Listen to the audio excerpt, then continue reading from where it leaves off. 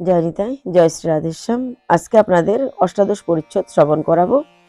কালকে শ্রী রূপ আর সনাতন গোস্বামীর কথা প্রসঙ্গে কিছু আলোচনা হয়েছে, অর্থাৎ হরিদাস ঠাকুরের সঙ্গে রূপ গোস্বামীর কথা আমরা আলোচনা করেছি। আজকে বিস্তারিত শ্রী সনাতন গোস্বামীর সঙ্গে ঠাকুর হরিদাসের প্রসঙ্গ আলোচনা করব। শ্রী রূপ গোস্বামী শ্রীকৃষ্ণ চৈতন্য মহাপ্রভুর আদেশ পাইয়া নীলাচল হইতে পুনরায় গৌড় দেশে ফিরিয়া আসিলেন। তখন শ্রী সনাতন গোস্বামী মথুরা হইতে লীলাচলে আসিলেন, কিন্তু পথে তাদের সঙ্গে একজনের দেখা হয়নি, কেননা গৌড় দেশের দিক দিয়া গিয়াছেন শ্রীরূপ, আর সনাতন গোস্বামী কাশী ঝাড়িখণ্ডের পথ দিয়ে এসেছেন, তাই দুজনের সাথে পথে দেখা হয়নি। ঠাকুর হরিদাস কোথায় থাকেন সেটা সনাতন গোস্বামী জানতেন না, তাই সনাতন গোস্বামী পুরীধামে এসে খুঁজে খুঁজে খুঁজে খুঁজে কোথায় হরিদাস ঠাকুর থাকেন সেখানে খুঁজে বের করলেন। হরিদাস ঠাকুরের দেখা হলো, হরিদাস ঠাকুরের সঙ্গে দণ্ডবত প্রণাম হরিদাস ঠাকুরকে করলেন। খুব হরিদাস ঠাকুরও প্রণাম করলেন। খুব তাদের মধ্যে ভগবানের তত্ত্ব কথা নিয়ে আলোচনা হলো। দুজন দুজনকে পেয়ে মহা আনন্দে আছে, কিন্তু সনাতন গোস্বামী মহাপ্রভুকে দেখার জন্য ব্যাকুল। হরিদাস ঠাকুর বললেন, এত ব্যাকুল হইও না, তুমি অবশ্যই দর্শন পাবে গৌরহরির, তিনি আসবেন, প্রভু আসবেন, প্রভু আসলে অবশ্যই দর্শন করবেন। একটু পরে প্রভু আসলেন এবং সেখানে প্রভুর সঙ্গে সনাতন গোস্বামীর দেখা হলো। তো ঠাকুর হরিদাস সনাতন গোস্বামীর সঙ্গে শ্রীমন মহাপ্রভুর আবার আলাপ পরিচয় করিয়ে দিলেন। কুশল বার্তা জিজ্ঞাসা করলো হরিদাস ঠাকুর সনাতন গোস্বামীকে, গৌরহরি। তারপর গৌরহরি বললেন সনাতন গোস্বামীকে, তুমি এখানেই হরিদাস ঠাকুরের সঙ্গে থাকো, একই জায়গায় তুমি থাকো, কেননা হরিদাস ঠাকুরের সঙ্গে থাকলে তোমারই লাভ হবে। কি লাভ? বলছে, কৃষ্ণ ভক্তি রসেতেও পরম প্রধান। একদম কৃষ্ণ ভক্তি রসে যেন ডুবো ডুবো, যেমনি রসগোল্লা জলে ডুবেই রাখা হয়, তার রসগোল্লার ভিতরে প্রত্যেকটা জায়গায় রসে টুবু টুবু থাকে, শুধু রস আর রস, ঠিক তেমনি এই হরিদাসের দেহটা তো হরিনাম দিয়ে যেন গড়া, তার প্রত্যেকটা অঙ্গ প্রত্যঙ্গে হরিনামের মহিমা আছে। তাই বলছে, ভক্তিরস তিহ পরম প্রধান, কৃষ্ণ রস আস্বাদন করো, লহ কৃষ্ণ নাম। তুমিও এর সাথে থেকে কৃষ্ণ নাম আস্বাদন করো, কৃষ্ণ নাম লও। সনাতন গোস্বামী যে দেহত্যাগ করার সংকল্প নিয়ে লীলাচলে এসেছেন সেটা মহাপ্রভু জানতেন। আমার গৌরহরির কাছে কি কথা অজানা আছে, তিনি তো সবই জানেন। তাই মনে মনে ঠিক করে সনাতন গোস্বামী এসছে, ভগবানকে পেলাম না, এতদিন হয়ে গেছে, আর এই জীবন রাখবো না, আত্মবিসর্জন দেব, সেটা গৌরহরি জানেন, তার কাছে কি গোপন থাকে। একদিন প্রভু হরিদাস ঠাকুরের বাসায় আসিয়া হঠাৎ শ্রী সনাতনের প্রতি সকরুণ কটাক্ষ করিয়া বলিতে লাগে। হরিদাস ঠাকুরের কাছে তো থাকতে দিয়েছে, আছে সনাতন গোস্বামী। একদিন প্রভু আসলেন আর সনাতন গোস্বামীর কাছে বা তার প্রসঙ্গে বা তার জন্য কিছু কথা বলতে লাগলেন। কি বলছেন? সনাতন দেহ থেকে কৃষ্ণ না পাইয়ে, সনাতন গোস্বামীকে বলছেন, সনাতন দেহ ত্যাগ করলে কৃষ্ণকে পাওয়া যায় না, কোটি দেহ ক্ষণেকে তবে ছাড়িতে পারিয়ে। যদি দেহ ত্যাগ করলে কৃষ্ণকে পাওয়া যেত, তবে একটা দেহ কেন, কোটি কোটি দেহ আমি এক দণ্ডে ছেড়ে দিতাম কৃষ্ণকে পাওয়ার জন্য। কিন্তু যদি পাওয়া যেত দেহ ত্যাগ করলে কৃষ্ণকে, দেহ থেকে কৃষ্ণ না পাই পাইয়ে ভজনে, দেহ ত্যাগ করলে কৃষ্ণকে পাওয়া যাবে না, কৃষ্ণকে পাওয়া যাবে ভজন করলে, সাধন ভজন করতে হবে। কৃষ্ণ প্রাপ্তির উপায় নাহি ভক্তি বিনে। কৃষ্ণ প্রাপ্তির কলিযুগে একটাই সরল উপায় আছে, কি? ভক্তি। এই একটাই সরল উপায় কৃষ্ণ ভক্তি কৃষ্ণকে দিতে পারে। কৃষ্ণ ভক্তি ছাড়া কৃষ্ণকে আমরা কখনোই পাবো না। দেহ ত্যাগাদি এইসব তামস ধর্ম, এই যে না পেলে ভগবানকে না পেলে দেহ ত্যাগ করব, ভগবানকে না পেলে মরে যাব, জলে প্রবেশ করব, আগুনে ঝাঁপ দেব, এগুলো কি ধর্ম? শ্রীমন মহাপ্রভুর মতে এগুলা তামসিক ধর্ম। তম রজ ধর্মে কৃষ্ণ না পাইয়ে মর্ম। তমগুণের দ্বারাও আমরা কৃষ্ণের মর্ম বুঝবো না, কৃষ্ণকে পাবো না। রজগুণের দ্বারাও আমরা কৃষ্ণকে পাবো না, কৃষ্ণ প্রেম বুঝবো না। কোন প্রেমে পাবো? কিভাবে? কোন গুণে? সত্যগুণে পাবো আমরা। ভক্তি বিনা কৃষ্ণ কবু নাহি প্রেম উদ্ভয়। ভক্তি ছাড়া কখনো কৃষ্ণের প্রেমটা আমাদের মনে উদ্ভাসিত হবে না, মনে উদয় হবে না।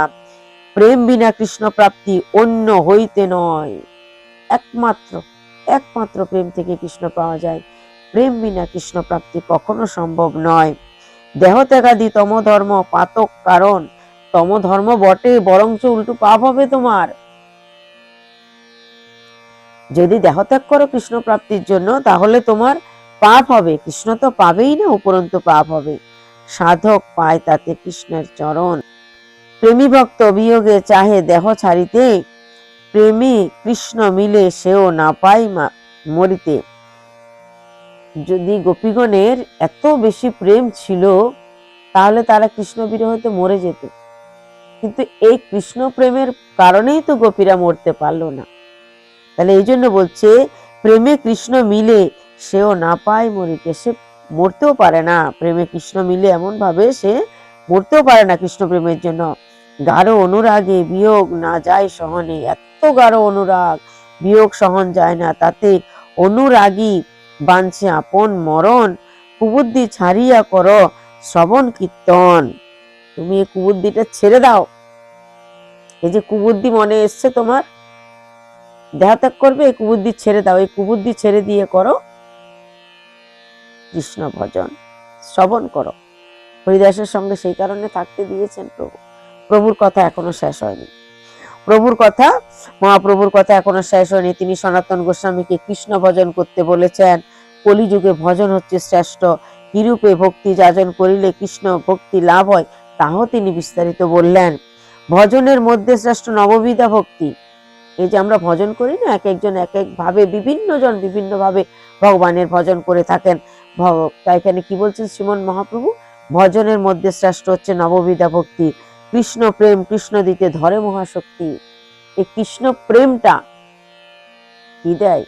মহাশক্তি ধরে কৃষ্ণকে দিতে। তাই একমাত্র কৃষ্ণকে পাওয়ার উপায় হচ্ছে কৃষ্ণ প্রেম। কৃষ্ণ প্রেম ছাড়া গতি নাই। তার মধ্যে সর্বশ্রেষ্ঠ নাম সংকীর্তন। এই নববিধা ভক্তির মধ্যে সর্বশ্রেষ্ঠটা কি বলছে? নাম সংকীর্তন। নিরপরাধ নাম হইলে পায় কৃষ্ণ ধন। তবে কি বলছে? নিরপরাধ, অপরাধ রহিত হয়ে, নিরপরাধী হয়ে নাম গ্রহণ করলে তবেই তুমি কৃষ্ণ ধন, কৃষ্ণ প্রেম পাবে। তাহলে নাম তো আমরা করব, কিন্তু নিরপরাধ হয়ে, কাউকে কষ্ট দিয়ে নয়, কাউকে মনে ব্যথা দিয়ে নয়, কাউকে দুঃখ দিয়ে নয়। আমরা কেবল ভগবানের সন্তুষ্টির জন্য ভগবানের নাম করব। এই নিরপরাধ হয়ে নাম করাটা হচ্ছে প্রধান কাজ আমাদের মানব জীবনের। মহাপ্রভুর কথা শুনিয়া সনাতন অত্যন্ত আশ্চর্যান্বিত হলেন। তিনি মনে মনে ভাবতে লাগলেন, মহাপ্রভু কি করে জানলো যে আমি এখানে মরতে এসেছি, আমি দেহ রেখতে এসেছি, সেটা কি করে জানলো? এত শুনি সনাতন হইল চমৎকার। চমৎকৃত হয়ে গেলেন, কি করে আমার প্রভু জানলেন যে আমি এখানে এসেছি শ্রী সনাতন পরম দেহত্যাগ করার জন্য। করুণ গৌর সুন্দরের শ্রীচরণ ধারণ পূর্বক সজল নয়নে বলিলেন, প্রভু তুমি সর্বজ্ঞ, তাই আমার মনের সংকল্প তোমার নিকট কিছু অজানা নয়। তুমি কৃপার ঠাকুর, সবার মঙ্গল সবসময় কামনা করো। আমি ক্ষুদ্র জীব, আমি কি বুঝতে পারবো, কি বলতে পারবো তোমার মহিমা? নিচু অধম পাতক স্বভাব, মরে জিয়াইয়ে কিবা তোমার কাজ? আমাকে বাঁচিয়ে রাখলে তোমার কি কাজ হবে? সনাতনের মুখের শেষ কথাটি মহাপ্রভুর বক্ষে শ্যাল সমেত গেঁথে গেল। মহাপ্রভুর ভক্ত, মহাপ্রভুর পরিকল শ্যাল সমেত গাঁথল। তিনি পরম গম্ভীর ভাব ধারণ করলেন। তাহার কমল নয়নদয় ছলছল হইল। তিনি গদগদ কণ্ঠে বলিলেন, তোমার শরীর মোর প্রধান সাধন। এই শরীরে সাধিব আমি বহু প্রয়োজন।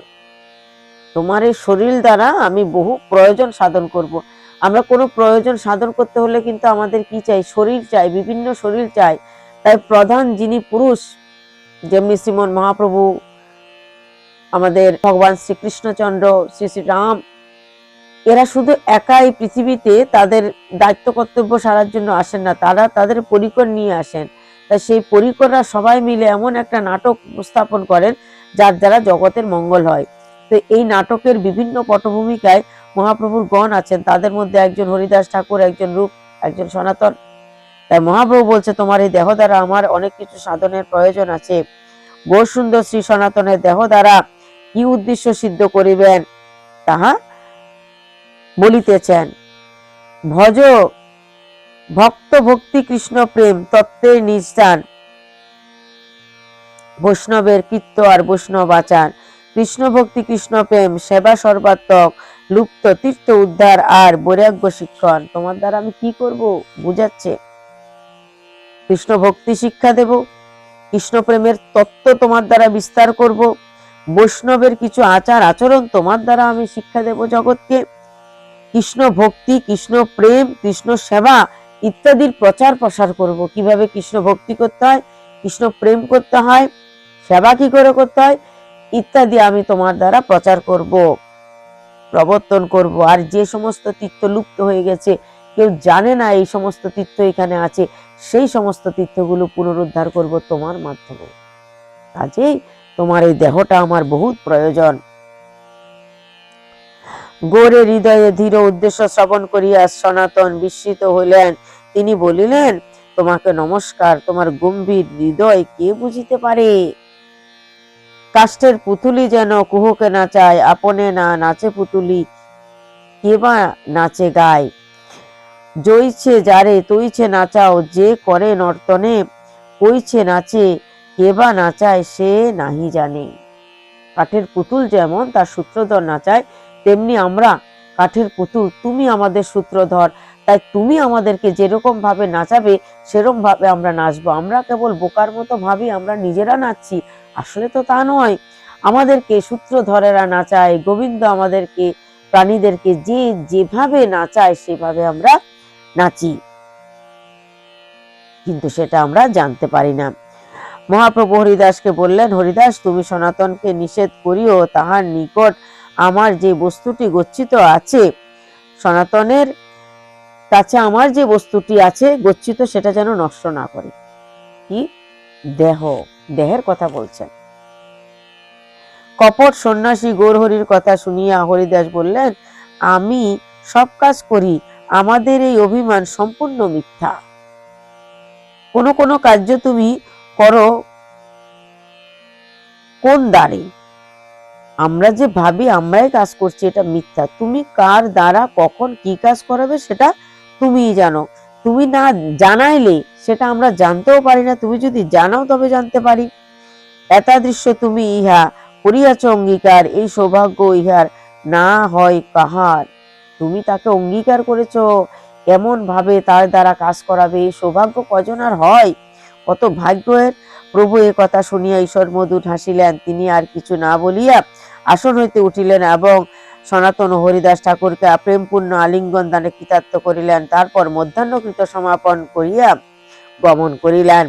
হরিদাস ঠাকুর তখন শ্রী সনাতনকে লীলা প্রেম প্রসঙ্গ আবদ্ধ করিয়া মধুর ভাবে বলিতে লাগিলেন, তোমার ভাগ্যের সীমা না যায় কথন, তোমার দেহ প্রভু করে মোর নিজ ধন।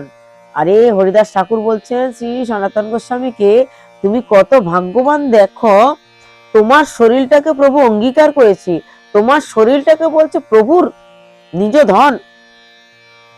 তোমার সম ভগবান তো আর দেখি না।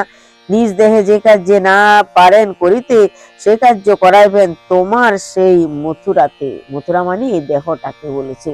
যে কার্য মহাপ্রভু নিজের দেহ দ্বারা করবেন না, সে কাজটা তোমার দেহ দ্বারা প্রভু করিয়ে নিচ্ছেন। কত ভাগ্যবান তুমি বলো। তারপর ভক্তির স্বভাব নিজ অযোগ্যতার দৃষ্টে আরো বলিলেন, আমার এ দেহ প্রভুর কার্যে না লাগিল, ভারত ভূমিতে জন্মি এ দেহ ব্যর্থ হইল। হরিদাস ঠাকুর বলছেন দুঃখ করে, আমার এই দেহ ব্যর্থ হলো, তোমার দেহ তো অঙ্গীকার করেছে প্রভু, তোমার দেহ দ্বারা কাজ করাবেন, কিন্তু এই দেহটা আমার নশ্বর দেহ, কিছুদিন পরে চলে যাবে। ভারতবর্ষের মতো দেশে জন্মগ্রহণ করলাম, ব্যর্থ হয়ে দেহ হলো। হরিদাস ঠাকুর যখন এই কথা বলিলেন, তখন সনাতন গোস্বামী বলছেন, আরে আরে তুমি কি বলো বোকার মতো কথা, তোমার দেহ নষ্ট কি করে হলো? তুমি এত পরের উপকার করছো, সব সময় পরের উপকার করছো। বলে কিভাবে? বলে আরে 3 লক্ষ নাম জপ করছো, প্রত্যেক দিন 3 লক্ষ নাম জপ করছো, সবাইকে শ্রবণ করাচ্ছ, হাজার হাজার পাতকী তোমার মুখ থেকে এই হরিনাম শুনে উদ্ধার হয়ে যাচ্ছে। আরে শুধু মানুষ কেন, মশা মাছি কীট পতঙ্গ বিভিন্ন জীব জন্তু জানোয়ার যারা হরিনাম বলতে পারে না তাদেরকে হরিনাম শুনিয়ে তুমি উদ্ধার করে দিচ্ছ। হরিনাম শোনাতে শোনাতে মানুষের প্রেমে কৃষ্ণ প্রেম রূপ বীজ তুমি পুঁতে দিয়েছ। সে কৃষ্ণ রূপ বীজ পুঁতার পরে আবার যখন হরিনাম শ্রবণ করাচ্ছ সেই বীজ থেকে অঙ্কুরিত হয়ে গাছ বৃক্ষলতা পাতায় বড় বড় মহিরূপে পরিণত হচ্ছে। জীবের উপকার করছো, তোমার দেহ কত ভাগ্যবান বলো। সনাতন গোস্বামী হরিদাস ঠাকুরকে বলছেন, তুমি যে কত লোকের উপকার করছো সেটা তুমি নিজে বুঝতে পারছো না, কত পাতকীর তুমি উপকার করছো, পাপ দূর করছো। এই সনাতন গোস্বামীর মুখে হরিদাস ঠাকুর নিজের প্রশংসা যখন শুনলেন আর স্থির থাকতে পারলেন না, কানে হাত দিলেন, আরে আরে রহরহ আর বলো না, নিজের প্রশংসা আর শুনতে পাচ্ছি না, এরকম প্রশংসা আর করো না। নশ্বর দেহ প্রভু যেভাবে নাচাচ্ছেন সেভাবে নাচছি, যেভাবে বলাচ্ছেন সেভাবে বলছি আমি, আর বলো না। এসো এসো আমরা দুইজনে মিলে প্রভুর গুণকীর্তন গাই, না আমার গুণকীর্তন না তোমার গুণকীর্তন, আসো আমরা দুইজনে মিলে প্রভুর গুণকীর্তন গাই। তাই দুইজনে বসে একজোড়া করতাল নিয়া তারা প্রভুর গুণকীর্তন করিতে লাগিলেন। কি করছে দুইজনে বসে? শ্রী হরিদাস ঠাকুর আর শ্রী সনাতন গোস্বামী দুইজনে বসে করতাল বাজিয়ে বাজিয়ে কি বলছে?